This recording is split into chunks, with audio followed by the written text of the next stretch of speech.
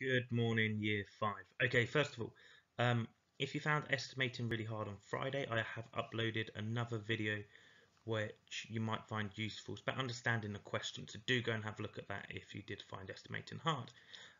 Let's just get straight into it. So, estimating capacity. Question one. There are 550 milliliters of water in this container. Estimate the capacity of the container. Now, for me, this container here, I'm going to mark the water. That is roughly halfway in my eyes. If anything, it's slightly over halfway. But I'm going to say roughly, for an estimate, it's about halfway. So we've got the capacity of 550 milliliters, and I'm saying that it's half.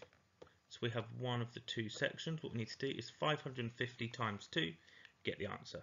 Okay, so 550 times 2, I'm going to work this one out with you, is 1,100 milliliters or 1.1 liters. Let's see how close we are to the answer. Okay, so this is saying sensible estimation would be anywhere between 1,000 and 1,200. Anywhere between, you thinking that's between 500, just over halfway or sort of just under halfway. So spot on, really. Now these are particularly tricky. We've got, using the capacity of container A, we've got the capacity at 250 milliliters.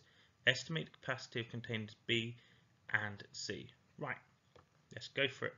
I've put some helps and tips in red. So we need to think about how many times larger B is than A. Now, by just looking at it, I think A to B is probably about 3 times larger. I think it's a bit more than double, but not quite 4 times. So I think it's about 3 times. So we've got the capacity of A at 250 milliliters. We need to times it by 3 to get the capacity of B. I'm not going to give you the answer. That's something that you'd have to work out. Remember, this is my estimations. They might not be spot on. B to C. Again here, I think it's more than double.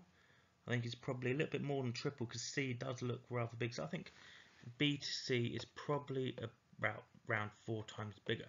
Now we would times our capacity we've got from B times 4. So whatever we got for the capacity of B, which was 250 times 3, that new answer times 4 would give us the capacity of C. Once you've done that, have a little workout whether you are correct here. This one. Now, please don't get worked up too much about this question. This question is hard. Estimate how many cups of rice it would take to fill containers A and B. Cup here, and to fill containers A and containers B. So, let's go for container A. I think somewhere around, that would probably be about 2 cups of rice because it's quite wide across the bottom. So if we're looking at, say, 4 cups of rice, something like that, 6 cups of rice, 8 cups of rice, and then right at the top. So I would probably say about 10 cups of rice for A. Again, it's just an estimation. Now, B, I'm not going to think about how many cups of rice go into B. I'm going to think of how many bowls, so how many of container A would fit into container B. Now, I think it's more than 2 lots of container A, but I don't think it'd be 3. I think it's about 2.5 times. So to get from A to B, I'm going to say times 2.5. Oh, if you can read that as times 2.5. So 10 times 2.5, I'm going to say about 25 cups of rice. That's going to be my guess. Now let's have a look how close we got. Okay, so here's where it's great. We got A completely correct. Great. B, they're saying it's 3 times bigger. My estimation at 2.5 times bigger and 25 cups is still a good estimate.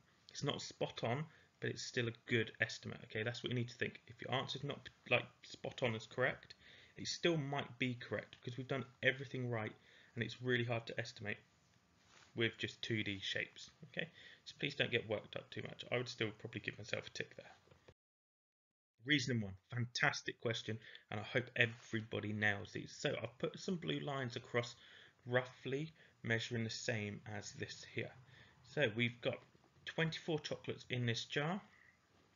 I estimate this jar has a capacity of 70 chocolates. Now, that would be one section there with the chocolates. I've already put lines across for the other sections, so we've got section 2, section 3 and section 4 at the top. So we currently have 1/4, because we've got 1 out of the 4 sections full.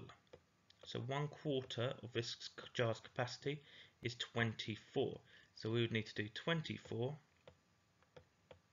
times 4, and that's something you guys need to work out. 24 times 4 would give us a capacity of the whole jar, and Haley's saying that it's 70. So do you agree, yes or no, and explain why you do or why you disagree. If you agree, just say I agree because 24 chocolates is equal to 1/4 and 24 times 4 equals 70. If you disagree, then you can say no, I do not agree because 1/4 of this jar's capacity is 24 and 24 times 4 is whatever you got the answer at, okay? So have a good go at that one. And the last one here. So Jay has poured 450 millilitres into each of these containers. So it may look like this has more water than this one here and this one here. However, they're all the same amount, so it's all 450 millilitres. So I would say that this one in the middle is about half full. So if it's 450 millilitres, I'd need to times this by 2 to get the final capacity of that cup. This one here, I would probably say it's a third full, because it's sections, say 1, 2 and 3. So I would need to times 450 by 3 to get this capacity. And this one here, I would say is maybe a sixth, maybe an eighth, a sixth full, let's say. So I need to times 450 by 6 to get the capacity here. Oh, that's supposed to be a 6 to get the final capacity. Say Jay says A has the greatest capacity. Now this one over here is A. Do you agree? Yes or no? Explain your answer.